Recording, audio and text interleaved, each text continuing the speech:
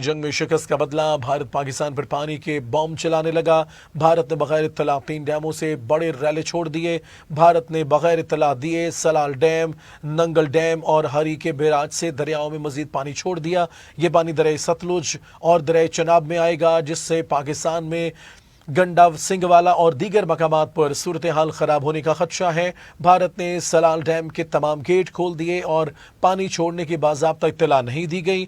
दरिया चनाब में फिर से 8 लाख क्यूसिक पानी बगैर इत्तला छोड़ दिया गया, जिसके बायस पंजाब एंड मराला के मकाम पर बड़े सैलाब का खदशा पैदा हो गया। पंजाब के 3 बड़े दरियाओं रावी, चनाब और सतलुज में सैलाब से पहले ही सूरत हाल संगीन है, जिसके सबब हजारों देहात ज़ेर-ए-आब हैं। सैलाब से सैकड़ों मवेशी हलाक और खड़ी फसलें तबाह हो गई, जबकि मुख्तलिफ हादसात में 38 अफराद मौत के मुंह में चले गए। पीडीएमए का कहना है कि सरकारी ज़राइक ने आज सतलुज में हरीके के मकाम पर ऊपर दर्जे के सैलाब की वार्निंग भी दी थी, जिसके दीगर मकामात पर पानी छोड़ने की इत्तला नहीं दी गई।